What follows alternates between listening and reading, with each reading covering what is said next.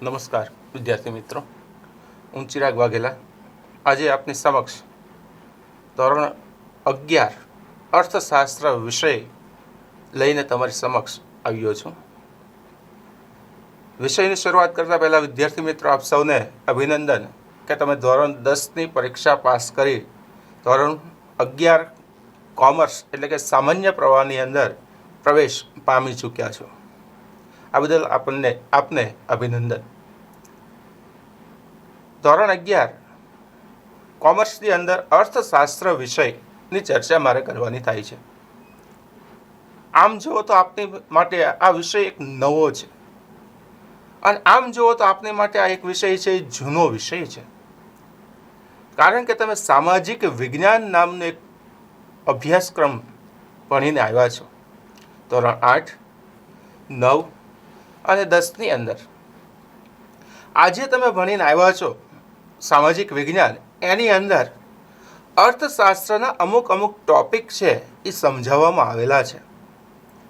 10મા ધોરણની જો હું વાત કરું તો ધોરણ 10ની અંદર સામાજિક વિજ્ઞાનમાં 16મો પાઠ, 15મો પાઠ, 17મો પાઠ, આ જે અનુક્રમે પાઠ હતા તમારી પાસે, આર્થિક વૃદ્ધિનો પાઠ હતો, આર્થિક વિકાસ, ગરીબી, બેરોજગારી, વસ્તી, ઉદ્યોગો, આ જે કંઈ તમે પાઠ શીખીને આવ્યા છો ધોરણ 10માં વિદ્યાર્થી મિત્રો, એ અર્થશાસ્ત્રના પાઠ હતા. એટલે કે સામાજિક વિજ્ઞાન છે એ ભૂતકાળની અંદર 4 વિભાગમાં વિભાજન પામેલું હતું, જેની અંદર ઇતિહાસ, નાગરિક શાસ્ત્ર, ભૂગોળ, અર્થશાસ્ત્ર, આ બધા વસ્તુનો સમાવેશ થતો. આ એક પુસ્તક જે હતું એનું સમાજ વિદ્યા નામ આપવામાં આવેલું. સમય જતાં સમાજ વિદ્યામાંથી સામાજિક વિજ્ઞાન નામ બન્યું. અને જેમ તમે ઉચ્ચ અભ્યાસમાં જાઓ છો, ઉચ્ચતર માધ્યમિક શાળાઓમાં જાઓ છો, હાયર એજ્યુકેશનની અંદર તમે અભ્યાસ કરવા જાઓ છો, તેમ તમારા ભૂતકાળના વિષય જે હતા ટૂંકા સ્વરૂપના, એને વિસ્તૃત સ્વરૂપે સમજાવવામાં આવે છે. એટલે કે જે અમુક મુદ્દાઓ હતા, બાબતો હતી, પાઠ હતા, એ 1, 2, 3 ટોપિકની અંદર તમે સમજ્યા હતા, એને હવે સમય જતાં વિસ્તારથી સમજાવવામાં આવે છે. એટલે ધોરણ 10નો જે ટોપિક હતો એ જ અહીંયા આપણને આપવામાં આવ્યો છે. એટલે તમારી માટે નામ નવું છે અર્થશાસ્ત્ર, પણ એની અંદર જે અભ્યાસ કરવાનો થાય છે, જે 11 અને 12માં તમને સિલેબસ આપવામાં આવ્યો છે, એ જૂનો સિલેબસ છે એવું માનીને જ આપણે અભ્યાસ કરવાનો થાય છે. આ જે વિષય છે એનું હેડિંગ તમને જે મળે છે અર્થશાસ્ત્ર. તો આને 2 વિભાગમાં આપણે વિભાજન કરીએ તો અર્થ અને શાસ્ત્ર, આ 2 ભાગમાં વિભાજન થાય છે. પહેલો શબ્દ અર્થ અને બીજો શબ્દ કયો છે? શાસ્ત્ર. તો આ બેના ચોક્કસ અર્થ આપવામાં આવ્યા છે. અર્થ એટલે મૂલ્ય થાય. અર્થનો શબ્દ શું થાય છે વિદ્યાર્થી મિત્રો? મૂલ્ય શબ્દ થાય છે. અને શાસ્ત્રનો અર્થ શું થાય છે વિદ્યાર્થી મિત્રો? શાસ્ત્ર એટલે પદ્ધતિ.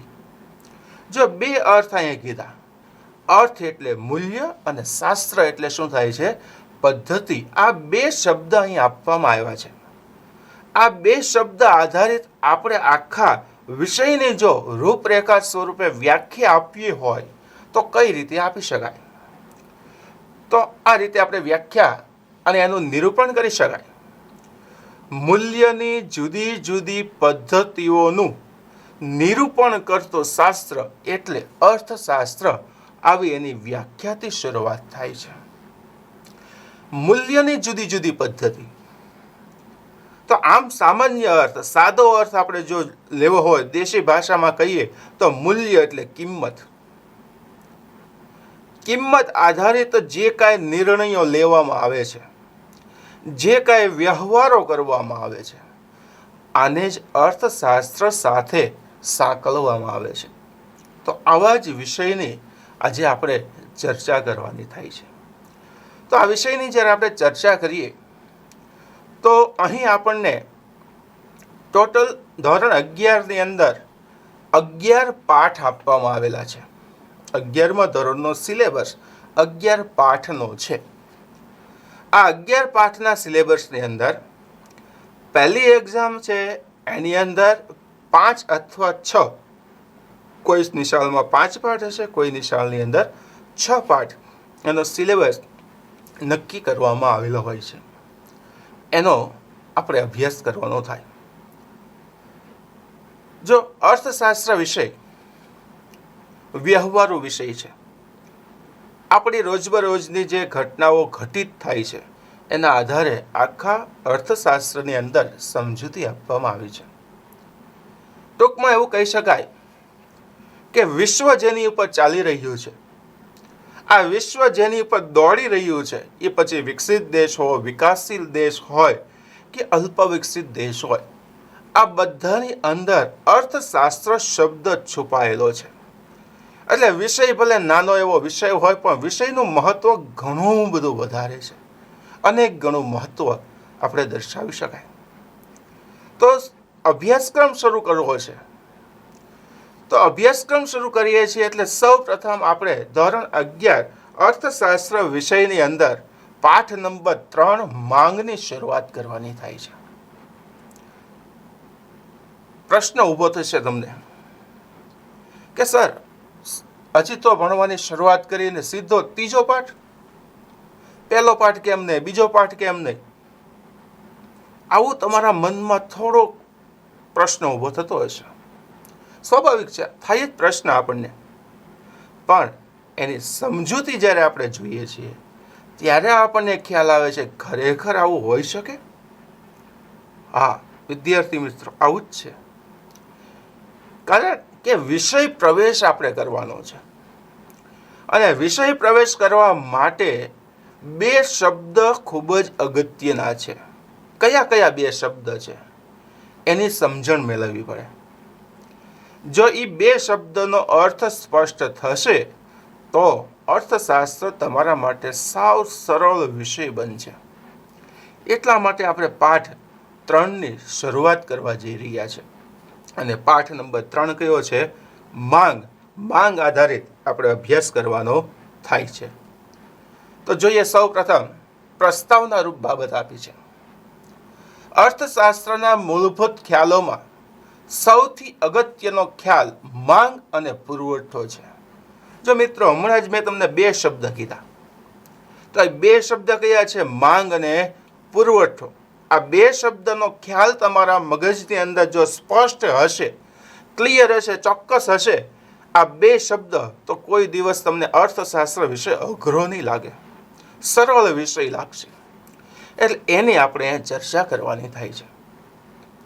અર્થશાસ્ત્ર વિષયમાં માંગ અને પુરવઠો એવા 2 ખ્યાલો છે જેની સમજૂતી વિના વ્યક્તિ અર્થશાસ્ત્રની વિશ્લેષણ શક્તિ પ્રાપ્ત કરી શકતું જ નથી. વિશ્લેષણ એટલે એવું કહી શકાય, સામાન્ય હાવ દેશી ભાષામાં કહો તો રજૂ કરવાની પદ્ધતિ.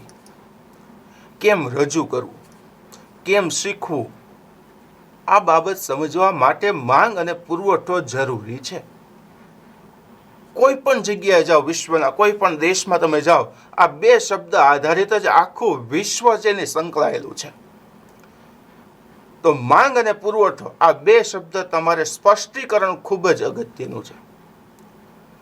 એટલા માટે જ અહીં આપણે માંગ અને પુરવઠાના પરિબળની સૌથી પહેલા ચર્ચા કરવાની થાય વિષયની અંદર. એટલે પાઠ નંબર 3 છે એ માંગ છે અને પાઠ નંબર 4 છે એ પુરવઠો છે. એટલે ત્રીજો પાઠ અને પછી ચોથો પાઠ, આ 2 પાઠની ચર્ચા કર્યા પછી આપણે પહેલા બીજા પાઠ ઉપર જશું. આ વિશ્વ પણ બજાર, જેને આપણે કહી શકાય, આ બજાર પણ 2 જ માધ્યમ આધારિત છે, માંગ અને પુરવઠો. આપણે કોઈ જગ્યાએ વસ્તુ ખરીદવા જઈએ છીએ, ત્યાં જઈને વસ્તુ લઈએ એને માંગ કહેવાય છે અને સામેવાળી વ્યક્તિ આપણને વસ્તુ આપે છે, હશે ત્યારે આપશે, એટલે પુરવઠો એવો શબ્દ દર્શાવે છે. એટલે આ 2 શબ્દની સમજૂતી આપણા માટે ખૂબ જ જરૂરી છે. 2 શબ્દ સાથે નથી સમજવાના. 2 શબ્દ એક સાથે ન સમજતા પહેલા આપણે એક શબ્દ સમજીએ, પછી બીજો શબ્દ. એટલે સ્પષ્ટીકરણ છે ને એ ખૂબ જ સરળતાથી થઈ શકે. તો એને સરળ બનાવવા માટે, એને સરળતાથી સમજાવવા માટે આપણે અહીં સૌથી પહેલાં જે ખ્યાલ સમજવાનો થાય છે એ કયો છે? માંગ છે. માંગ અને એની જુદી જુદી જે પદ્ધતિઓ છે, માંગનું વિશ્લેષણ છે, માંગની અંદર કેવા પ્રકારની બાબતો સંકળાયેલી છે, એનો આપણે અહીંયા વિગતે અભ્યાસ કરવાનો થાય છે. તો સૌથી પહેલા આપણે માંગ એનો અર્થ કેવા પ્રકારનો છે એની સમજૂતી આપણે પ્રાપ્ત કરીએ. કોઈ એક ચોક્કસ સમયે અને કિંમતે ગ્રાહકની વસ્તુ ખરીદવાની ઈચ્છા શક્તિ અને તૈયારીને વસ્તુની માંગ કહે છે. જો મિત્રો, અહીંયા ઘણા બધા શબ્દ આવ્યા છે. કોઈ એક સમયે, એમાં શબ્દ ઉમેરો ચોક્કસ સમય. તો ચોક્કસ સમય એટલે કયો? તો કે ભાઈ 10 વાગ્યાનો હોય, 11 વાગ્યાનો હોય, 12 વાગ્યાનો પણ હોઈ શકે, અથવા એમાંય સમય હોય સવાર, બપોર અને સાંજ, અથવા એમાંય સમય હોય શિયાળો, ઉનાળો અને ચોમાસું, અથવા એમ પણ સમય આવે દશેરા, દિવાળી, સાતમ આઠમ, જુદા જુદા તહેવાર આધારિત પણ સમય હોઈ શકે. એટલે આ ચોક્કસ સમય અહીંયા શબ્દ દર્શાવવામાં આવ્યો છે. કિંમતે, શું કામ? તો એમાંય શબ્દ છે ચોક્કસ કિંમતે. આપણે જે વસ્તુ ખરીદીએ છીએ ને માર્કેટમાંથી, એની પ્રાઇસ હંમેશા નક્કી હોય છે, ચોક્કસ હોય છે. આપણને ખબર છે પેકેટ ઉપર લખેલી કિંમત હોય છે. એટલે ચોક્કસ કિંમત એવો શબ્દ દર્શાવવામાં આવ્યો છે. કોઈ પણ વસ્તુ હોય એનો ભાવ કેવો હોય છે? નિશ્ચિત ભાવ આપણને જોવા મળે છે. પછી કહે છે વસ્તુ ખરીદવાની. ત્યાંથી પછી પાછા 3 શબ્દ આપ્યા છે.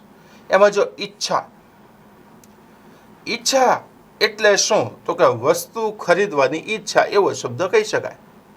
ક્યારે ઈચ્છા થાય? તો એક તો એવું કહી શકાય, જો ચોમાસું છે તો ચોમાસામાં પલળવું ન હોય તો રેનકોટ લેવાની ઈચ્છા થાય. બરાબર ને? વાત સાચી છે, પણ ઘણાને રેનકોટ ન લેવો હોય તો છત્રી લેશે. જો ઈચ્છાની વાત છે. કોને કઈ વસ્તુ પસંદગી વાળી છે, જો શબ્દ મૂક્યો, એ વસ્તુ લેવાની વ્યક્તિને શું થાય? ઈચ્છા થાય છે. એટલે વસ્તુ ખરીદવાની ઈચ્છા કોના આધારિત? પસંદગી આધારિત અહીં જોવા મળે છે. પછી આપ્યો છે શબ્દ શક્તિ. શક્તિ એટલે હિંમત એવો શબ્દ નથી. શક્તિ એટલે પૈસાના સ્વરૂપે વાત કરી છે, મૂલ્યના સ્વરૂપે વાત કરી છે. કોઈ પણ વસ્તુ આપણે ખરીદવાની ઈચ્છા હોય, આપણી વ્યક્ત થતી છે ઈચ્છા, પણ ખીચામાં પૈસા હશે, બચત કરેલી હશે, ટૂંકમાં એવું કહી શકાય કે આપણી પાસે પૈસા હોય તો આપણે વસ્તુ ખરીદી શકીએ. એટલે શક્તિનો અર્થ કયો છે? વસ્તુ ખરીદવાની શક્તિ, એટલે પૈસા હોવા જરૂરી છે. પછીનો શબ્દ છે તૈયારી. વસ્તુ ગમે છે, વસ્તુ ખરીદવાની શક્તિ પૈસા છે, અને વસ્તુ લઈ લ્યો એ તૈયારી બતાવે છે. અને એ તૈયારી હોય તો 2 પાસા બને બજારના, ખરીદી અને વેચાણ. એટલે ટૂંકમાં જેવું કહી શકાય કે 2 વ્યક્તિ ભેગી થાય, વસ્તુ ખરીદે અને એક વ્યક્તિ વસ્તુ વેચે, એના વચ્ચે જે પારસ્પરિક સંબંધો બને છે, એમાં ગ્રાહક તરીકે જ્યારે આપણે વસ્તુ ખરીદીએ છીએ ત્યારે ચોક્કસ સમય, ચોક્કસ કિંમત, ઈચ્છા, શક્તિ અને તૈયારી, આ 5 શબ્દ છે એ સંકળાયેલા હોય છે. એટલે માંગની વ્યાખ્યા છે એ 5 પરિબળો આધારિત છે. જો નીચે આપણને આપ્યું છે વસ્તુની માંગ, સમય, કિંમત, વસ્તુ ખરીદવાની ઈચ્છા, શક્તિ અને તૈયારી, એમ કુલ 5 પરિબળોને આધારે સર્જન પામે છે. જેમાં આ 5 પરિબળો છે એ એકાબીજીના પૂરક હોય છે. પૂરક એટલે શું? તો કે ભાઈ એકાબીજી વગર ચાલી ન શકે ને એને પૂરક શબ્દ કહેવાય. સામાન્ય એક ઉદાહરણ આપું. તમારી પાસે સ્કૂટર છે અને તમારે આંટો મારવા જવું છે, પણ જો સ્કૂટરમાં પેટ્રોલ હશે ને તો, પેટ્રોલ નહીં હોય તો સ્કૂટર લઈને જઈ શકતા નથી. સ્કૂટર જરૂરી છે, વાત સાચી. તો સ્કૂટર માટે જરૂરી કયું છે? પેટ્રોલ. આ બે વસ્તુ હોય ને તો જ આપણે આંટો મારવા જઈ શકીએ, બાકી જઈ શકાય નહીં. તો એ જ વસ્તુ અહીં આપણને કીધી છે કે 5 શબ્દ ભેગા થાય છે. મારી પાસે ચોક્કસ સમય, ચોક્કસ કિંમત, ઈચ્છા, શક્તિ છે, પણ હું વસ્તુ ખરીદવાની તૈયારી જ ન દર્શાવું તો માંગ બની શકે નહીં. એટલે કોઈ પણ સમય હોય, કોઈ પણ સંજોગો હોય, તો આ 5 પરિબળો છે એ ખૂબ જ અગત્યના છે, કારણ કે એકાબીજીના પૂરક છે. આ 5 પરિબળો જો ભેગા ન થાય તો કોઈ દિવસ માંગ શક્ય બનતી નથી. અહીં 2 શબ્દનો અર્થ પણ તમને આપ્યો જ છે. શક્તિ, એમાં કાઉન્સમાં કરીને શબ્દ મૂક્યો છે, જુઓ, નાણું, અને તૈયારી એટલે નાણાં ખર્ચ કરવાની તૈયારી અથવા તો વૃત્તિ, એવો શબ્દ પણ આપણે મૂકી શકાય. તો એટલી વસ્તુના આધારે માંગનો અર્થ આપણે સ્પષ્ટ કરી શકાય. ત્યાર પછીનો બીજો મુદ્દો છે મિત્રો, વસ્તુની માંગને અસર કરનારા પરિબળો. આ ટોપિક પરીક્ષાની અંદર 3 માર્ક, 2 માર્ક એમ જુદા જુદા સ્વરૂપે પૂછાય છે, અને ઘણી બધી સ્કૂલની અંદર આ પ્રશ્ન 5 માર્કની અંદર પણ પૂછવામાં આવે છે. તો આ વસ્તુને આપણે ચર્ચા કરવાની થાય. તો વસ્તુની માંગ છે, એ માંગને અસર કરતા મુખ્ય 2 પરિબળો આપણને દર્શાવવામાં આવ્યા છે, જે માંગની અંદર પરિવર્તન લાવે છે, વિપરીત અસર ઊભી કરે છે. જેવું આપણે વિચારતા નથી એવી અસરો અહીંયા ઊભી કરનારા પરિબળો. એટલે કયા પરિબળો? માંગને અસર કરતા જુદા જુદા પરિબળો, એવો અહીં શબ્દ અહીં દર્શાવવામાં આવ્યો છે. 2 પરિબળો છે, એક વસ્તુની કિંમત અને બીજું પરિબળ છે કિંમત સિવાયના પરિબળો. 2 વિભાગમાં વ્યાખ્યા વહેંચી દીધી છે. આ 2 વિભાગમાં વ્યાખ્યા વહેંચ્યા પછી 2 પરિબળો છે, એક કિંમત અસર કરે છે વસ્તુની માંગને, અને બીજું કિંમત સિવાયના પરિબળો. તેમાં પહેલું પરિબળ છે વસ્તુની કિંમત. આ ખૂબ જ અગત્યનો મુદ્દો છે.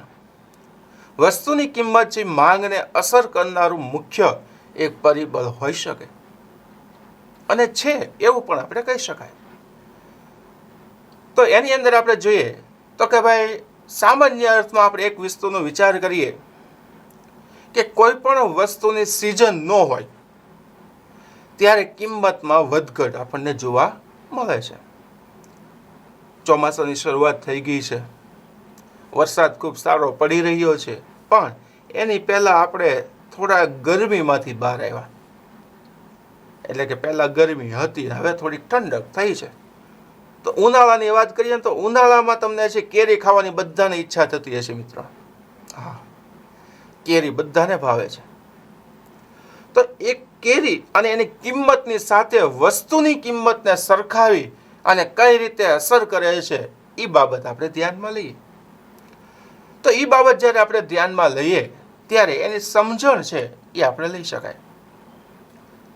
ઉનાળાની શરૂઆત હોય, ધીમે ધીમે ઉનાળો જામતો હોય, અને એમાંય ધીમે ધીમે કેરીની સિઝનની શરૂઆત થાય. કેરીની સિઝન ધીમે ધીમે આવે છે, એટલે શરૂઆતમાં જ્યારે કેરી આવે છે, આ શરૂઆતમાં કેરી આવે ને ત્યારે કેરીના ભાવ વધારે હોય. માની લઈએ કે આપણે 500 રૂપિયા કિલો કેરી છે, અથવા એવું કહીએ, હાલો સસ્તી થોડી કરી નાખી, 300 રૂપિયાની કિલો કેરી છે કેસર. કેસર કેરી 300 રૂપિયાની કિલો હોય તો આ કેરી ખરીદનાર વર્ગ કેવો હશે? ઓછો હશે. શું કારણ કે વસ્તુની કિંમત વધુ છે, કિંમત વધારે છે. જો અહીંયા મારો હાથ તમે જોજો મિત્રો, વસ્તુની કિંમત વધુ છે તો ખરીદનાર વર્ગ કેવો છે? ઓછો. એટલે જો હાથમાં બેલેન્સ નથી, બંને ક્રોસ થાય છે. થાય છે ને આ રીતે? કિંમત વધુ તો માંગ કેવી હશે? ઓછી હશે. લોકો ઓછી કેરી ખરીદશે. હવે આ જ વસ્તુને ઊંધા સ્વરૂપે રજૂ કરું. સમય જતાં મબલક કેરી આવવા મળે, જુદી જુદી જગ્યાએથી કેરીનું વેચાણ થવા લાગે, માર્કેટની અંદર જરૂરિયાત કરતાં કેરીનો ફાલ વધારે આવી જાય. વસ્તુની કિંમત એટલે કે કેરીની કિંમત 300 રૂપિયાથી ઘટીને 40 રૂપિયાની કિલો થઈ જાય. હવે વિચારો હવે શું થાય? હા, કિંમત ઘટી ગઈ એટલે મારો હાથ જો નીચે વહી આવ્યો. પહેલા હાથ ક્યાં હતો? અહીંયા. હવે હાથ ક્યાં વહી ગયો? નીચે. એટલે 300 રૂપિયાની કિલો કેરી કેટલાય આવી ગઈ? 40 રૂપિયા આવી ગઈ. તો હવે શું થાય? માંગ વધશે એટલે અહીંયા મારો હાથ આવી ગયો માંગનો. એટલે જો પાછા ક્રોસ થયા. થાય છે ને? તો આ ક્રોસ થયા એટલે આનો અર્થ શું થાય છે? તો કે વિરુદ્ધ પરિબળ ઊભું થાય છે. કિંમત ઘટે તો માંગ વધે છે અને કિંમત વધે તો માંગ કેવી થાય છે? ઘટે છે. એટલે શું કહેવાય છે? તો ભાઈ આ ગુણાકારની ચોકડી પડે છે. આ ગુણાકારની ચોકડી જ્યારે પડે ને એને કયો સંબંધ કહેવાય છે? તો એ ગુણાકારની જે ચોકડી પડે છે મિત્રો એને છેલ્લે એવું કહે છે વ્યસ્ત સ્વરૂપે સંકળાયેલ છે. વ્યસ્ત સ્વરૂપે એટલે વ્યસ્ત સંબંધ કહે છે. એકબીજાના ક્રોસ સંબંધ સાથે સંકળાયેલા છે. એટલે વસ્તુની કિંમત એ માંગને અસર કરતું પરિબળ અહીં આપણને જોવા મળે છે અને એ જ વસ્તુ અહીં દર્શાવવામાં આવે છે. તો આ પરિબળની અહીં સમજૂતી આપવામાં આવી છે. આ એક પરિબળ થયું. હવે આપણે જોવાના છે એ અન્ય પરિબળો જોવાના છે. વસ્તુની કિંમત સિવાયના અન્ય પરિબળો એવા છે કે જે માંગને અસર કરતા જોવા મળે છે અને એ પરિબળની હવે આપણે સમજૂતી મેળવીશું. વસ્તુ અસર કરતા જે અન્ય પરિબળો છે હવે આપણે મિત્રો એની ચર્ચા કરીએ છીએ. વસ્તુની કિંમત સિવાયના અન્ય પરિબળો. એમાં પહેલો શબ્દ આપ્યો છે વ્યક્તિની અભિરુચિ અને પસંદગી. જો અહીંયા બે વસ્તુ સંકળાયેલી છે, અભિરુચિ અને પસંદગી. આ બે શબ્દની સમજ આપણે અહીંયા મેળવીએ. ગ્રાહક રૂપ વ્યક્તિની અભિરુચિ અને પસંદગી વસ્તુની માંગ ઉપર અસર કરનારું સૌથી મોટું પરિબળ છે. વ્યક્તિનો ગમો અણગમો જ્યાં શબ્દ મૂક્યો છે, ગમો અણગમો. ક્યારેક વસ્તુ ન ગમતી હોય તોય ખરીદવી પડે છે અને ક્યારેક વસ્તુ ગમતી મળી જાય તોય ખરીદી લઈએ છીએ. એટલે ગમો અણગમો આ બે વસ્તુ અહીંયા દર્શાવેલી છે. શોખ એ તો તમને ખબર જ હોય. આજકાલ દરેક વ્યક્તિને મોબાઈલનો શોખ હોય છે. એટલે આ શબ્દ આવે પસંદગી, અભિરુચિ આ બે શબ્દ સાથે સંકળાયેલો છે. વગેરે વસ્તુની માંગમાં ફેરફાર લાવી શકે જેથી કહી શકાય કે વસ્તુની માંગ એ વ્યક્તિની પસંદગી દર્શાવે છે. હવે આ જ વસ્તુને આપણે સામાન્ય એક શબ્દ સ્વરૂપે સમજીએ. આપણે કોઈ લગ્ન પ્રસંગે જમવા જઈએ.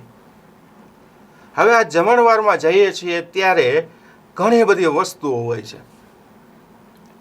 તો આ ઘણી બધી વસ્તુ હોય ને એમાં તમે જો વિદ્યાર્થી મિત્રો, નાના બાળકો હોય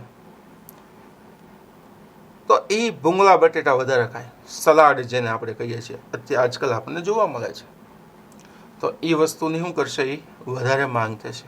જો શબ્દ ભલે અહીંયા પૈસા થી ખરીદવામાં નથી આવતો પણ એક પસંદગી શબ્દને સમજવા, અભિરુચિ શબ્દને સમજવા માટે ખૂબ જરૂરી છે.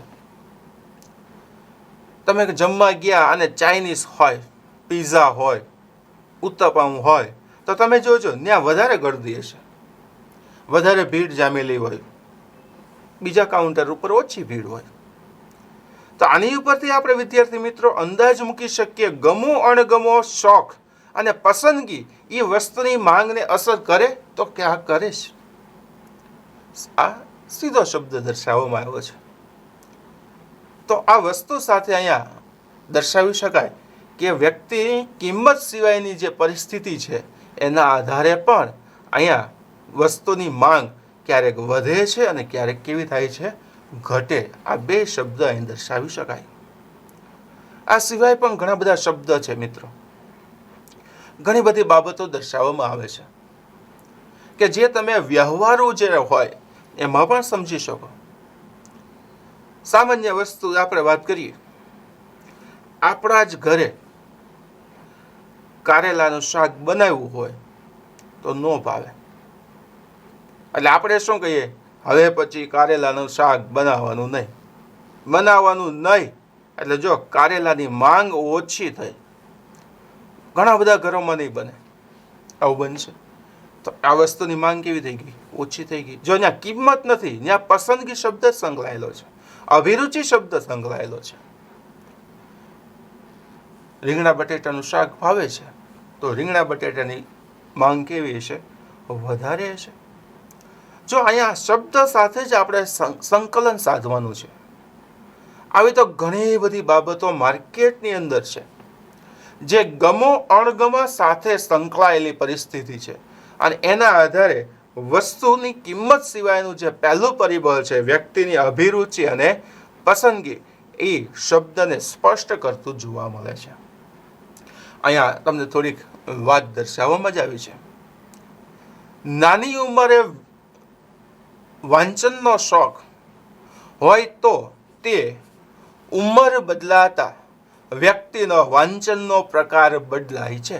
સ્વાભાવિક છે. નાના હોય, પાઠ્યપુસ્તક વાંચતા હોય, આ પાઠ્યપુસ્તક વાંચીએ છીએ, ન્યૂઝપેપર કદાચ વાંચીએ, વર્તમાન પત્ર જેને કહી શકાય, એ આપણે વાંચીએ છીએ. આ નાની ઉંમરનો શોખ કહેવાય.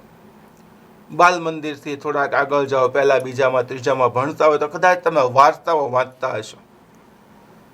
આ જ વસ્તુને તમે 60 વર્ષની ઉંમરે મૂકો, આધ્યાત્મિક બની જશો. પછી રામાયણ છે, મહાભારત છે, વિષ્ણુ પુરાણ છે, આવા બધા પુસ્તકો વાંચવાનો શોખ જાગે છે. એટલે જો ઉંમર બદલાય ને એમ વાંચનના શોખમાં પણ અહીં ફેરફાર થતો આપણને જોવા મળે છે. એટલે સમય આધારિત અહીં આપણને પરિબળ આપ્યું છે. આ સિવાય પણ ઘણા બધા ઉદાહરણો તમે લઈ શકો, તમારી રીતે તમે વિચારી શકો. વિચારજો આની સિવાય કયા કયા ઉદાહરણ આ વ્યક્તિની અભિરુચિ અને પસંદગીની અંદર મૂકી શકાય છે. પછી શબ્દ આવે છે વ્યક્તિની આવક. આ આવક છે ને એ ખૂબ જ અસર કરનારું પરિબળ છે. કઈ રીતે આ વ્યક્તિની આવક અસર કરે છે? તો આવકની સાથે સાથે વ્યક્તિમાં ઘણા બધા પરિવર્તન આવતા જાય છે. આજકાલ આપણી આજુબાજુમાં રહેનાર ઘણા બધા વ્યક્તિ અને એની અંદર જે કંઈ પરિવર્તનો આવે છે એ પરિવર્તન આધારિત આપણે આ શબ્દ પણ સમજી શકાય. વ્યક્તિની આવક અને વસ્તુની માંગ વચ્ચે સીધો સંબંધ છે. જો શબ્દ આપ્યો સીધો, એટલે હમણાં આપણે જે સમજી ગયા હતા કિંમત વધે તો માંગ ઘટે, આ ક્રોસ નથી થતા. હવે શું થાય? સમાંતર થાય છે. સમાંતર એટલે બરાબરની નિશાની. કિંમત માંગ બે સમતલ સપાટીમાં છે, સરખા છે, અને એને આપણે સમજાવવાનું છે. કઈ રીતે સમજશું?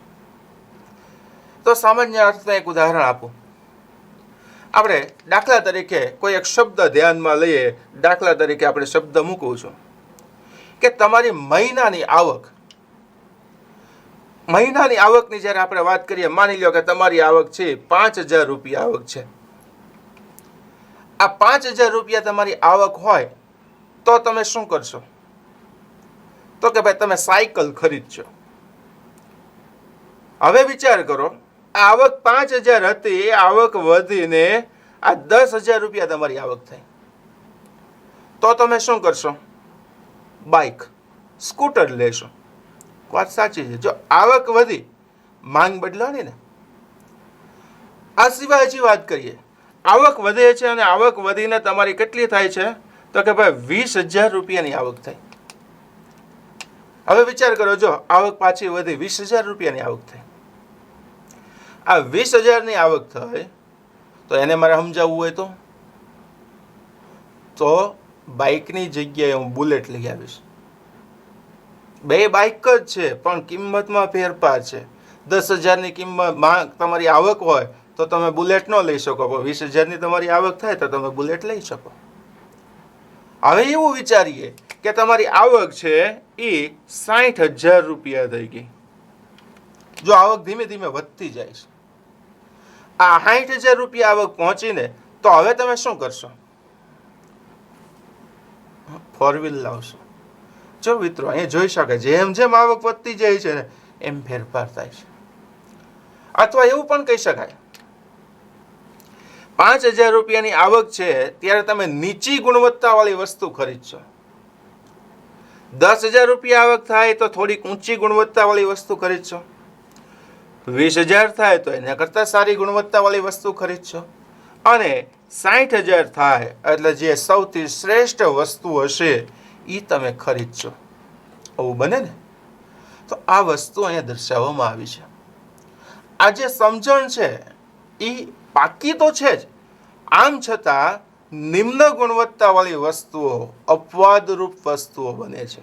કારણ કે આવી વસ્તુની માંગ વ્યક્તિની આવકમાં વધારો થવા છતાં ઘટે છે. કઈ વસ્તુ એવી હશે? તો દાખલા તરીકે આપણે જો વાત કરીએ ને તો ખીચડિયા ચોખા, આની ગુણવત્તા કેવી હશે? ઓછી હોય. બાસમતી ચોખાની સરખામણી એની ગુણવત્તા કેવી છે? ઓછી. એટલે કિંમત, આવક ભલે તમારી બધી વધી ગઈ, પણ તમે બાસમતી ચોખા જ લેશો, તમે છે એ ખીચડિયા ચોખા વધુ ખરીદશો નહીં. એ કેવા ખરીદશો? ઓછા. એટલે જો અહીં શબ્દ દર્શાવે છે અને શબ્દ સાથે અહીં વાત આપવામાં આવી છે કે ભાઈ વસ્તુની કિંમત છે એ આ જુદા જુદા સ્વરૂપે અસર કરનારું પરિબળ એટલે કે વ્યક્તિની આવક આપણને દર્શાવવામાં આવી છે. ત્યાર પછી આપણે જોઈએ મિત્રો સંબંધિત વસ્તુની કિંમત. આની આપણે સમજૂતી મેળવવાની થાય. સંબંધિત વસ્તુને જ્યારે આપણે સમજીએ છીએ ત્યારે આ પરિબળ કેવા પ્રકારનું છે એની વાત કરીએ. સામાન્ય રીતે જ્યારે વસ્તુઓને અન્ય વસ્તુઓ સાથે બે પ્રકારના સંબંધો છે. સામાન્ય રીતે કયા? એક અવેજી વસ્તુ છે અને એક પૂરક વસ્તુ છે. તો પૂરક વસ્તુ કઈ છે એની મિત્રો મેં તમને વાત કરી દીધી અગાઉ. પેટ્રોલ અને સ્કૂટર બંનેને એકબીજા વગર ચાલતું નથી. આપણે એની વાત કરી શકાય. અવેજી વસ્તુમાં ચા અને કોફી. અવેજી એટલે શું? કે બે એવી વસ્તુ કે જેના ગુણધર્મ સરખા હોય એવી વસ્તુને અહીંયા ચર્ચા કરવાની થાય છે. અને બીજી એકબીજા પર આધારિત જે વસ્તુ છે એની અહીં ચર્ચા કરવાની થાય છે. તો આવા પ્રકારની વસ્તુઓને સંબંધિત વસ્તુઓ અને તેવી વસ્તુની કિંમતને સંબંધિત વસ્તુની કિંમત કહેવામાં આવે છે જે અસર કરે છે. આ કિંમત સિવાય આ બે વસ્તુમાં કઈ અસર નથી થતી. કિંમત જો સ્થિર હોય ને તો આ બે શબ્દ અહીં દર્શાવવાના જ ન આવે. પણ હવે જે વસ્તુની કિંમતમાં ફેરફાર થાય છે, પૂરક વસ્તુની કિંમતમાં ફેરફાર થાય છે, એટલે આ બે વસ્તુને કિંમત આધારિત આપણે સમજણ પ્રાપ્ત કરવાની છે. અને શબ્દને અહીં આપણે સમજાવવાનો છે. અને શબ્દને સમજવા માટે બંને પરિબળની આપણે ચર્ચા કરીએ. પહેલો શબ્દ છે અવેજી વસ્તુની કિંમત. હવે અવેજી વસ્તુની કિંમત એને ઘણી બધી તમને માહિતી આપી છે. આપણે ઉદાહરણ જે સમજવાનું છે ચા અને કોફી સાથે સરખાવીને આપણે ઉદાહરણ સમજશું એટલે પુસ્તક કરતાં થોડુંક તમને નવું લાગે. પણ અહીં જે પહેલા વિગત આપી છે આપણે જોઈએ. એક વસ્તુના સાથે બીજી વસ્તુ જરૂરિયાત સંતોષવા માટે વાપરી શકાતી હોય તેવી વસ્તુને અવેજી વસ્તુ કહેવાય. એટલે એક વસ્તુ ન હોય બીજી વસ્તુથી કામ ચાલે તોય તમારા સંતોષમાં ફેર ન પડે, તૃષ્ટિગુણમાં ફેર ન પડે, એને અહીં અવેજી વસ્તુ કહેવાય. તો તમને એમ થાય કે ભાઈ ચા અને કોફી કેમ?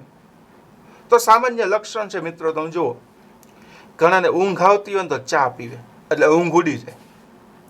અને ઘણા છે એને ઊંઘ આવતી હોય તો ચાની જગ્યાએ કોફી પીવે છે તો ઊંઘ ઉડી જાય છે. જો બેયના લક્ષણ સરખા છે ને, ઘણાને માથું દુખે તો ચા પીવે ને ઘણા માથું દુખે તો કોફી પીવે છે. એટલે કે સામ્યતાવાળી વસ્તુ છે. અને આ સામ્યતાવાળી વસ્તુ છે ને એટલે જ અહીંયા અસર કરનારું પરિબળ એવો શબ્દ દર્શાવ્યો છે. એટલે એકની અસર બીજા ઉપર થાય છે. આ પ્રકારની વસ્તુઓમાં હરીફાઈનું તત્વ તીવ્ર એટલે કે વધુ હોય છે. તો અહીંયા જે ઉદાહરણ આપ્યા છે એ પહેલા આપણે જોઈએ. સમાન લાક્ષણિકતા ધરાવતા બે જુદી જુદી કંપનીના ટીવી, બાઇક, ફ્રીજ વગેરે અસર બહુ કરે છે. કારણ કે લક્ષણો સરખા છે, સિસ્ટમ સરખી છે, પણ એની અંદર ઘણા બધા ચેન્જીસ આવતા હોય ત્યારે આ વસ્તુની અસર અહીંયા જોવા મળે છે. કેવા પ્રકારનું ચેન્જીસ આવે? તો સામાન્ય અર્થમાં આપણને ખબર છે, દિવાળી આવે એટલે એમ કે કોઈ એક્સ સ્કૂટરની કિંમતમાં 5,000નો ઘટાડો. તો જે સામે બીજા સ્કૂટરની માંગ ઘટી જશે ને જેની કિંમત ઘટી ગઈ એની માંગ કેવી થાય? વધી જાય. આવું બને છે કારણ કે સરખામણી કરે છે. ગ્રાહકો વસ્તુ ખરીદે ત્યારે શું કરે છે? સરખામણી કરે છે. તો એને અહીંયા શબ્દ સાથે સમજાવવાની વાત કરી છે. એટલે આપણે આ શબ્દને સમજીએ તો અહીંયા શબ્દ એવો લખું છું, મૂળ વસ્તુ અને અવેજી વસ્તુ. આ બે શબ્દને સરખાવવાના છે. મૂળ વસ્તુ એટલે કઈ? તો કે ભાઈ ચા, અને અવેજી વસ્તુ એટલે કઈ? તો કે ભાઈ કોફી. આ શબ્દની સાથે આપણે ચર્ચા કરીએ. તો ચા અને કોફીની જ્યારે સરખામણી કરીએ તો આપણે સમજીએ કે માની લો ચાની કિંમત છે એ 5 રૂપિયા છે અને કોફીની કિંમત 7 રૂપિયા છે. જો આ બે વસ્તુની સરખામણી કરી છે. મૂળ વસ્તુ એટલે કે ચા, જે સૌથી વધારે ભારતમાં પીવાય છે, અને અવેજી વસ્તુ એટલે કોફી, જે સૌથી ઓછી પીવાતી છે, એટલે ચાની સરખામણીમાં ઓછી પીવાય છે. આ બે વસ્તુની વાત થાય છે. હવે બે વસ્તુની વાત થાય, બે વસ્તુની સરખામણી થાય તો સ્વાભાવિક અત્યારે આપણે કહી શકાય કે 5 રૂપિયા કિંમત છે કોની? તો કે ચાની. એની માંગ કેવી છે? તો કે ભાઈ વધુ માંગ હશે. અને આ કોફી છે તો કોફીની માંગ કેવી હશે? તો કે ભાઈ ઓછી માંગ આપણને જોવા મળે છે. જો આ સરખામણી કરી, આ આપણે સરખાવીએ છીએ તો અહીંયા કિંમત ઓછી, માંગ વધુ છે. અહીંયા કિંમત વધુ છે એટલે માંગ કેવી છે? ઓછી. એટલે વ્યસ્ત સંબંધ સાબિત થયો. હવે ફેરફાર થાય ક્યારેક, કોઈ સંજોગો વસાત ફેરફાર થયા અને આવું આપણે કહીએ કે ભાઈ ચાની કિંમત છે એ 6 રૂપિયા થઈ ગઈ, વધી કિંમત, અને કોફીની કિંમત છે એ પણ 6 રૂપિયા, કિંમત ઘટી. જો અહીં બે વસ્તુ થાય. એક એવી વસ્તુ છે કે જે વધુ વસ્તુ પીવાતી હતી એની કિંમત વધી ગઈ છે, અને એક એવી વસ્તુ છે જે ઓછી પીવાતી એની કિંમત ઘટી ગઈ. તો સામાન્ય રીતે આપણા મગજમાં શું હોય? કિંમત ઘટાડો અને કિંમત વધારો. તો હવે આ સંજોગોમાં શું થાય? તો કે આ સંજોગોમાં ચાની કિંમત વધી તો માંગ કેવી થઈ જાય? ઓછી. અને કોફીની કિંમત ઘટી તો માંગ કેવી થશે? વધે. આ અવેજી વસ્તુના સ્વરૂપે થાય છે. કારણ કે સામે અવેજી વસ્તુ કેવી બને છે? સસ્તી બને છે. એટલે કહે છે કે આ બે પરિબળો છે અહીં દર્શાવે છે. આવું જ તે કહી શકાય. માની લો કે આવું ન તમે ચા અને કોફીની જગ્યાએ કદાચ અહીંયા મૂકો કે ભાઈ એક્સ સ્કૂટર અને વાય સ્કૂટર, અથવા એવું કહી શકાય T1, T2, એટલે કોઈ એક કંપનીનું ટીવી અને કોઈ બીજી કંપનીનું ટીવી. આ તમે કિંમતો સરખાવી શકો. મેં 5 લખ્યા, 6 લખ્યા, 7 લખ્યા. 6 લખ્યા એની જગ્યાએ તમે જે બાઇકની કિંમત હોય એ મૂકી શકો, ટીવીની કિંમત હોય તમે મૂકી શકો. અને આમ ઉદાહરણને સરળતાથી સમજી શકાય કે એક વસ્તુની બીજી વસ્તુ સાથે જ્યારે સમાન લાક્ષણિકતા હોય ત્યારે અવેજી વસ્તુ છે એ કિંમત કેવી થાય? સસ્તી થાય. અવેજી વસ્તુ એટલે કઈ મિત્રો? કોફી. કોફીની કિંમત ઘટે છે એટલે શું થાય છે? ચાની માંગમાં ઘટાડો થાય છે, અને કોફીની માંગ કેવી થાય છે? વધતી જતી આપણને જોવા મળે છે. તો હવે તમે સમજ્યા છો ચા અને કોફીના ઉદાહરણ પછી કે અવેજી વસ્તુની કિંમત કઈ રીતે અસર કરે છે. એટલે મૂળ વસ્તુની કિંમત અને અવેજી વસ્તુની કિંમતમાં જે કાંઈ ફેરફારો થાય છે એના આધારે એક વસ્તુ સસ્તી બને, એક વસ્તુ મોંઘી બને છે. એટલે માંગમાં વધઘટ થાય છે. અને વિરુદ્ધ દિશાના ફેરફાર વખતે પણ બને છે, કારણ કે ઘણી બધી વખત આવા પરિબળો સ્પષ્ટ થતા હોય છે. અવેજી વસ્તુની કિંમત મૂળ વસ્તુની માંગને અસર કરનારું આ સૌથી અગત્યનું એક પરિબળ પણ આપણે દર્શાવી શકાય કે જેની આપણે અહીંયા સમજણ પ્રાપ્ત કરી કે ભાઈ કેવા કેવા પ્રકારે અહીંયા મુદ્દાઓ દર્શાવવામાં આવેલા છે. પૂરક વસ્તુ. પૂરક વસ્તુ જ્યારે સમજીએ છીએ ત્યારે હમણાં જ મેં તમને કીધેલું એ જ ઉદાહરણ સાથે આપણે ચર્ચા કરશું અને બીજા ઉદાહરણ આની અંદર છે એની પણ ચર્ચા કરીએ. પૂરક વસ્તુ એટલે તો મેં હમણાં જ કીધું હતું એકાબીજી વગર ચાલે નહીં ને એવી વસ્તુને પૂરક વસ્તુ કહેવાય. પૂરક વસ્તુ એટલે જે તે વસ્તુનો ઉપયોગ કરવા માટે જરૂરી એવી બીજી વસ્તુ. એટલે હમણાં જ કીધું હતું સ્કૂટરનો ઉપયોગ કરવો હોય તો જરૂરી શું છે? પેટ્રોલ. પેટ્રોલ વગર ચાલે જ નહીં. વાત જુદી છે, ઘણા છે એ ઘાસલેટ નાખીને સ્કૂટર ચલાવતા હોય એની આપણે ચર્ચા કરતા નથી, પણ એ ઘાસલેટ એ વસ્તુ જ થઈ. તમે જો વિચારો તો, કારણ કે એની વગર હાલે જ નહીં. ટાંકી ખાલી હોય ને તમે આમ આટો મારવા જાવ, લ્યો દોરીને જવું પડે, ન થાય, શક્ય જ નથી. કાં ડીઝલ કાં પેટ્રોલ વાહન માટે જરૂરી છે જ. આવી વસ્તુઓ હંમેશા એકબીજા સાથે જોડાયેલી હોય. એક વસ્તુના વપરાશ માટે બીજી વસ્તુ વાપરવી આવશ્યક હોય તો તેવી વસ્તુ એકબીજાની પૂરક વસ્તુ બને. એની અહીંયા આપણે ચર્ચાઓ કરવાની થાય છે અને એની સમજણ મેળવીએ. મોબાઈલ સિમ કાર્ડ પૂરક વસ્તુ છે. નેટ સસ્તું થાય ને તો મોબાઈલની માંગ વધે. નેટ મોંઘું થાય મોબાઈલની માંગ કેવી થઈ જાય? ઘટી જાય. એસી અને વીજળી યુનિટનો ભાવ છે એ 6 રૂપિયાથી ઘટીને 2 રૂપિયા થઈ જાય તો બધા જ ઘરમાં એસી મૂકી દે. પણ જો યુનિટનો ભાવ 6 રૂપિયાની જગ્યાએ 10 રૂપિયા થઈ જાય તો હોય એ કાઢીને મૂકી દે. એસી ન જોવે, ગરમી પંખાથી ચાલશે. જો આ માનસિકતા છે. પૂરક વસ્તુની અંદર થોડીક માનસિકતા અસર કરે છે. ખરેખર હોઈ શકે ન હોઈ શકે એની કોઈ ચર્ચા કરવાની નથી. આપણે તો ખાલી સમજણ મેળવવાની છે વિદ્યાર્થી મિત્રો કે આવું હોય. ચશ્માની ફ્રેમ અસર કરે? હા, અસર કરે જ તે. કારણ કે ફ્રેમ અને કાચ. કાચ તો ફ્રેમ જોવે જ તે, કાંઈ એકલા કાચ તો પહેરાય નહીં. એકલી ફ્રેમ પહેરીને ન જવાય. એટલે બે વસ્તુ કેવા છે? જરૂરી જ છે.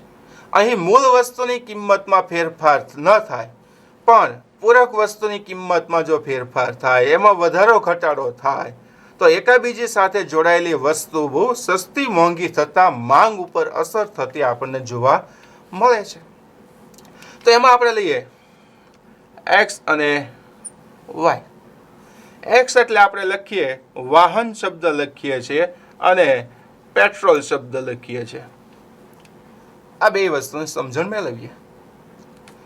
સામાન્ય પરિસ્થિતિ અત્યારે આપણે એવું લખું છું કે ભાઈ 70 રૂપિયા પેટ્રોલ છે પ્રતિ લીટર. તો વાહન કેટલા વેચાય છે? તો હું એમ કહું છું કે ભાઈ 10,000 સ્પ્લેન્ડર વેચાણા. આ સામાન્ય પરિસ્થિતિ છે. હવે આમાં કાંઈ ફેરફાર અત્યારે કરતા નથી. એટલે અહીંયા આપણે એવું કહી શકાય કે 70 રૂપિયા પેટ્રોલ છે 1 લીટરનું, ત્યારે કેટલા? 10,000 વાહન વેચાય છે. હવે સરકાર એક્સાઇઝ ડ્યુટી ઘટાડી દે. પેટ્રોલની કિંમત છે 40 રૂપિયા થઈ ગઈ.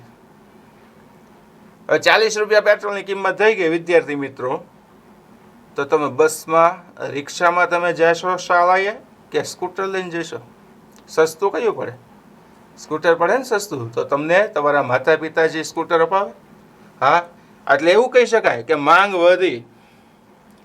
ડાયરેક્ટ કેટલી થઈ ગઈ? 30,000 સ્કૂટરની માંગ થઈ ગઈ. જો કિંમત ઘટી, એક જ વસ્તુ કઈ? તો કે જેના ઉપર વાહન આધારિત છે એ કોના પર આધારિત છે? પેટ્રોલ ઉપર. અને એની કિંમત ઘટી ગઈ. 70 રૂપિયાથી ઘટીને કેટલી થઈ ગઈ? 40 રૂપિયા કિંમત થઈ ગઈ. એટલે માંગમાં તમે જો ડાયરેક્ટ 20,000 વધારો આવ્યો. એટલે કિંમત ઘટી, પૂરક વસ્તુની કિંમત ઘટી તો વાહનની માંગમાં શું થયો? વધારો થયો. હવે હું એવું કહું છું કે ભાઈ સમય જતાં પરિસ્થિતિ બદલાણી અને પેટ્રોલ 120 રૂપિયાનું લીટર થઈ ગયું. આપણે ક્યાં ત્યાં દેવા છે? 200 રૂપિયા મૂકો. 120 રૂપિયાનો વધારો એવું કહી શકાય. 70 હતા એમાંથી કિંમત ઘટીને 20 થયા અને એમાંથી કિંમત વધીને કેટલા થઈ ગયા? 120 રૂપિયા પ્રતિ લીટર. વાહનની માંગ સીધી ઘટીને અહીંયા આવી જાય, લોકો હાલીને જવાનું બસમાં જવાનું ચાલુ કરી દે. કારણ કે પેટ્રોલની કિંમતમાં અહીંયા ફેરફાર થયો, પેટ્રોલની કિંમતમાં અહીંયા વધારો ઘટાડો થયો છે. આના આધારે અહીંયા અસર કરનારું પરિબળ આપણને જોવા મળે છે. આ વિરુદ્ધ દિશાના ફેરફાર પણ કહી શકાય. મૂળ વસ્તુની માંગ સાથે પણ અહીંયા અસર થતી જોવા મળે છે. હવે આને ઊંધું કરવું હોય તો થાય. અહીંયા હું કહી દઉં કે વાહનની કિંમત 10,000 છે, ત્યારે પેટ્રોલની કેટલી માંગ છે? 70 લીટર પેટ્રોલની માંગ છે. વાહનની કિંમત વધી, કેટલી થઈ ગઈ? 30,000. તો અહીંયા પેટ્રોલની માંગ ઘટીને કેટલી થઈ ગઈ? 40 લીટર. કિંમત વાહનની ઘટી ગઈ, 5,000માં જ મળે છે. તો કેટલું પેટ્રોલ વેચાય છે? 120 લીટર પેટ્રોલ વેચાય છે. એટલે જો એકાબીજી પર આધારિત શબ્દ છે, એના આધારે અહીંયા આપણે સમજણ પ્રાપ્ત કરવાની થાય છે. પેટ્રોલ વાહનની સમજણ મેળવ્યા પછી હવે આપણે ભવિષ્યના ભાવોની અટકળ, ભવિષ્યની કિંમતો વસ્તુની માંગને અસર કરે એ શબ્દને અહીંયા આપણે સમજવાનો છે. અને સમજણ આધારિત આપણે પરિસ્થિતિ દર્શાવવાની છે. તો આપણે એની ચર્ચા કરીએ. વ્યક્તિની ભવિષ્યમાં વસ્તુની કિંમત વિશેની અટકળો, જેને સમજણ કહેવાય છે, અનુમાનો કહેવાય છે, વર્તમાન સમયની વસ્તુની માંગમાં મોટા ફેરફારો લાવે છે. જો વ્યક્તિની ભવિષ્યમાં વસ્તુની કિંમતમાં વધારા અંગેની અટકળ હોય તો તે વર્તમાન સમયમાં વસ્તુની માંગ વધારે છે, જેથી તે વ્યક્તિ ભવિષ્યમાં બચત કરી શકે. આ શબ્દ છે. આની સાથે હજી એક શબ્દ જોડાયેલો છે અને એની સાથે પણ આપણે થોડીક ચર્ચા કરી શકાય. કઈ રીતે ચર્ચા કરી શકાય? તો આપણે અહીંયા સમજીએ પરિબળને. એક બાજુ આપણે શબ્દ કયો મૂકવાનો છે વિદ્યાર્થી મિત્રો? હા, વર્તમાન શબ્દ. અને એક બાજુ કઈ શબ્દ મૂકશો આપણે? ભવિષ્ય. આપણે વાત કરીએ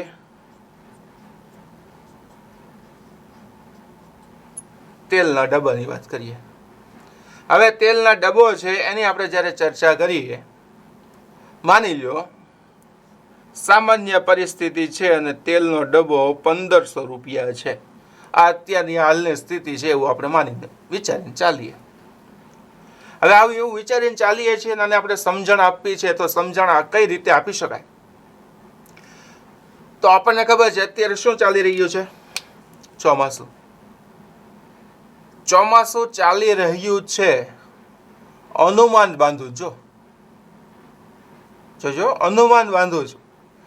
ચોમાસું ચાલી રહ્યું છે, વરસાદ સારો પડે છે, એટલે મગફળીનું ઉત્પાદન વધશે. મગફળી એટલે તો શું ખબર ને? સિંગ, ફોતરાવાળી સિંગ. મગફળીનું ઉત્પાદન વધશે તો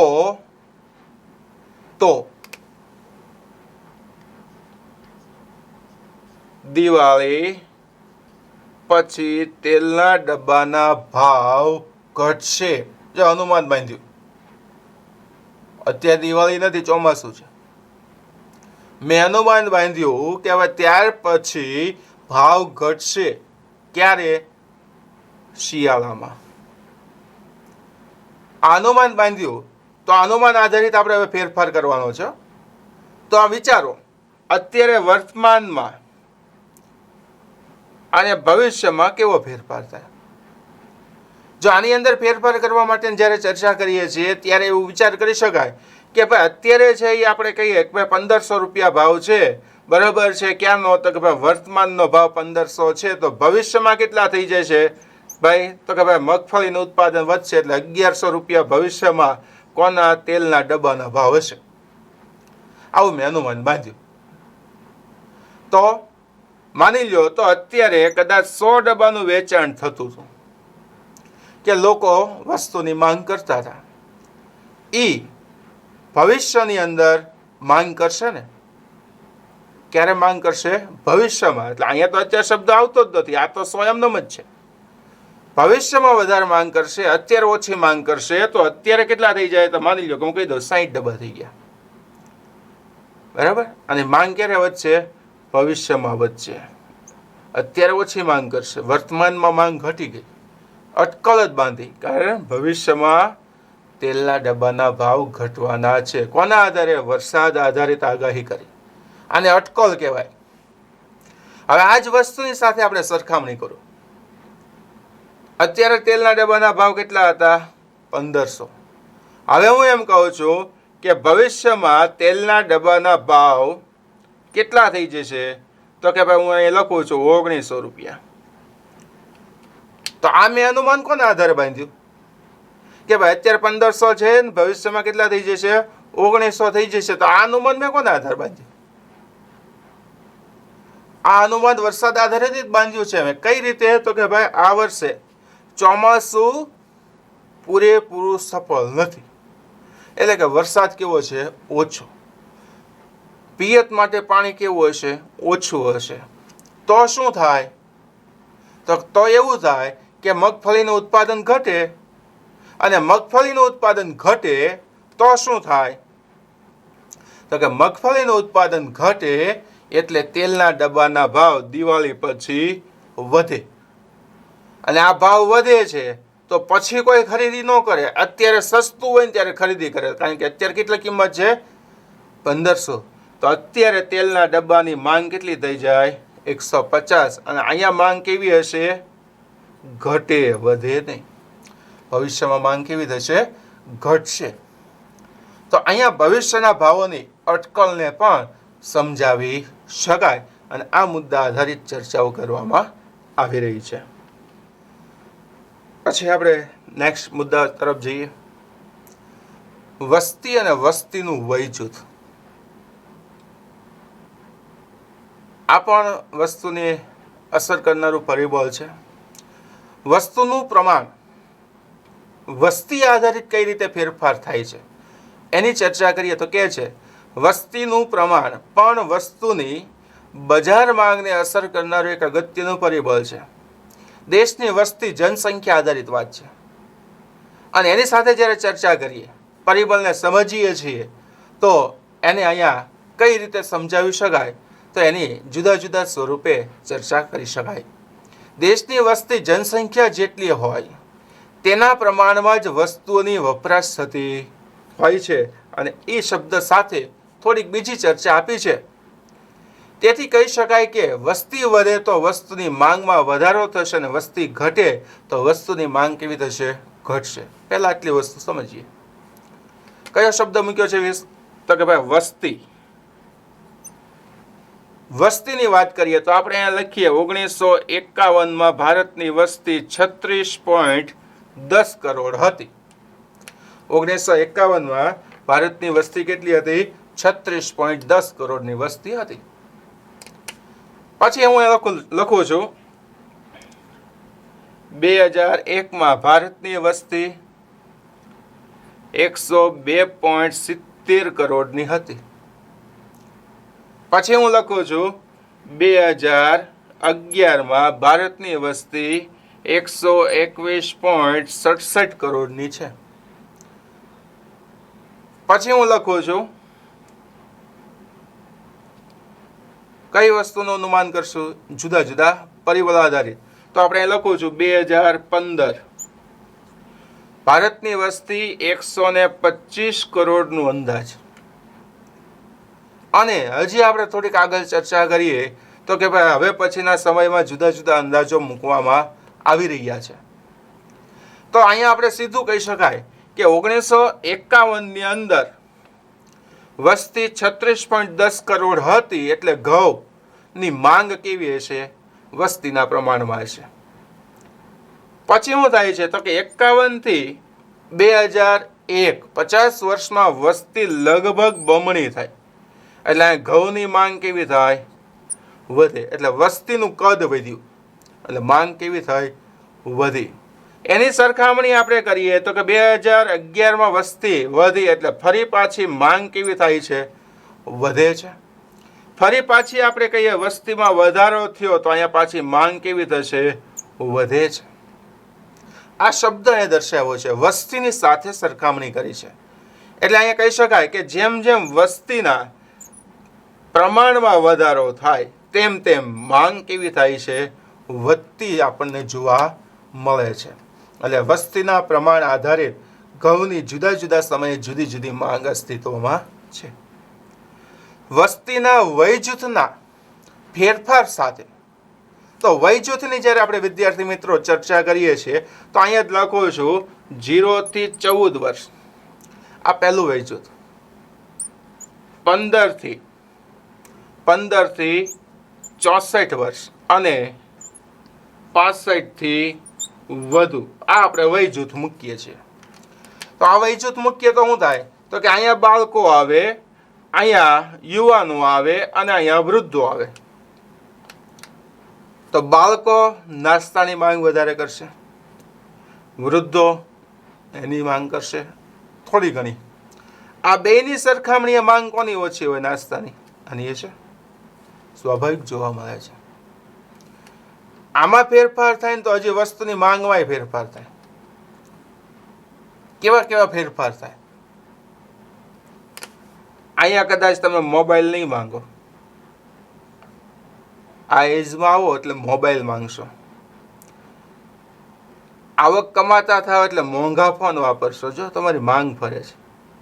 અને આ એજ પછી હવેના સમયમાં આ એજે આવો ને એટલે બધી મોહમાય આવી જાય, સાદા મોબાઈલમાં આવી જાઓ, જો માંગ ફરી ગઈ.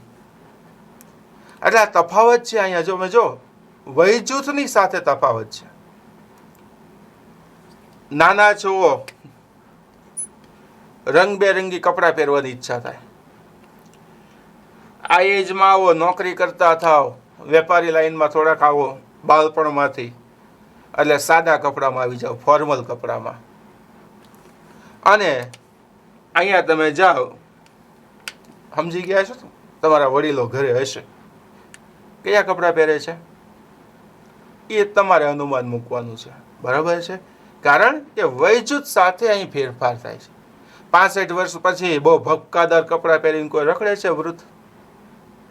ફોર્મલ, એમાંય સાવ સાદા જ, જાજુ આપણે કહીએ ને જબ્બો પહેરે, પેરોન જેને કહેવાય, એ જ પહેરીને આટા મારતા હોય. શું કામ? તો કે ભાઈ વૃદ્ધ થયા છે એટલે વય મર્યાદાને કારણે અમુક પ્રકારનો ફેરફાર એની અંદર જોવા મળે છે. એટલે સમય જતાં બધા જ ફેરફારો અહીં દર્શાવવામાં આવે છે. એટલે કહે છે વસ્તી અને વસ્તીનું જે વય જૂથ છે એ અહીં અસર કરનારું પરિબળ દર્શાવવામાં આવે છે. પછીનું પરિબળ માંગ વિધેય, એની આપણે અહીંયા ચર્ચા કરીએ છીએ. તો માંગ વિધેયને અહીંયા સમજવા માટે બે શબ્દ લેવા પડે છે. અને બે શબ્દ કયા છે? એક્સ અને વાય.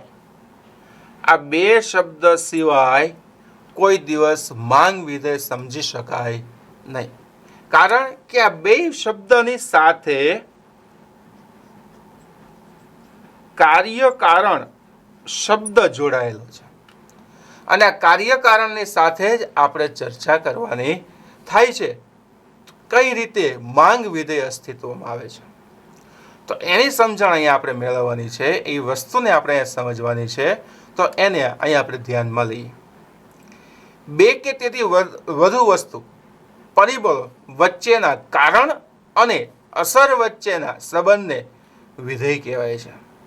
તો અહીંયા સામાન્ય અર્થમાં આપણે એવું કહીએ, એક્સ વસ્તુ આપી છે. એક્સ વસ્તુ એટલે શું? તો કે ભાઈ હું અહીંયા સામાન્ય લખું છું વરસાદ, અને એની સામે લખું છું અનાજનું ઉત્પાદન. આ શબ્દ મેં મૂક્યો. તો જો અહીંયા કહી શકાય વરસાદ સારો થાય તો અનાજનું ઉત્પાદન વધશે, અને વરસાદ ઓછો થાય તો અનાજનું ઉત્પાદન ઘટશે. તો આ બંને વચ્ચે કાર્યકારણ થાય છે, ચોક્કસ સંબંધો દર્શાવાય છે. એટલે કે છે કારણ અને અસર. વરસાદ સારો થયો, ઉત્પાદન ઓછું થયું. વરસાદની અસર કોની ઉપર થઈ? ઉત્પાદન ઉપર થઈ. ઉત્પાદન વધ્યું, કારણ વરસાદ વધ્યો, એટલે સારા વરસાદની અસર ઉત્પાદન ઉપર થાય છે. એટલે ચોક્કસ પ્રકારના સંબંધો, એટલે માંગ વિધેય છે ને, એને સમજવા માટે એને અસર કરતા જે પરિબળો છે કયા? તો કે હમણાં આપણે અગાઉ જે જોઈ ગયા હતા તે બે પરિબળો યાદ હોય તો, વસ્તુની કિંમત અને કિંમત સિવાયના પરિબળો. આ બધા જ પરિબળને અહીંયા દર્શાવવામાં આવે છે. આ બધા જ પરિબળને અહીંયા સમજાવવામાં આવે છે અને એના આધારે આપણે માંગ વિધેયની સમજૂતી પ્રાપ્ત કરવાની થાય છે અને પરિબળને ધ્યાનમાં લેવાનું છે. તેની સમજણ આપણે મેળવવી છે, પરિસ્થિતિને સમજવી છે. તો કઈ રીતે સમજશું? તો કે ભાઈ આ જુદા જુદા જે પરિબળો છે, આ જુદા જુદા જે માધ્યમો છે, એની આપણે ચર્ચા કરીએ અને પરિબળને સમજીએ કે ભાઈ માંગ વિધેય કઈ રીતે બને છે. આ વસ્તુ અહીંયા લખેલી છે એ આપણે ધ્યાનમાં રાખવાની છે, એટલે મેં સાથે રાખી છે અહીંયા. કારણ કે આ કાર્યકારણના સંબંધ વચ્ચે માંગ વિધેય તૈયાર થાય છે, જે ઉત્પાદન ઉપર વરસાદ આધારિત જે ફેરફાર થાય છે એને સમજાવવાની વાત કરે છે. એટલે આ શબ્દ લખ્યો છે. એટલે આ શબ્દની સાથે માંગ વિધેય તૈયાર થાય છે. સૌથી પહેલા લખ્યો છે શબ્દ, તમે જુઓ dx. x એટલે શું?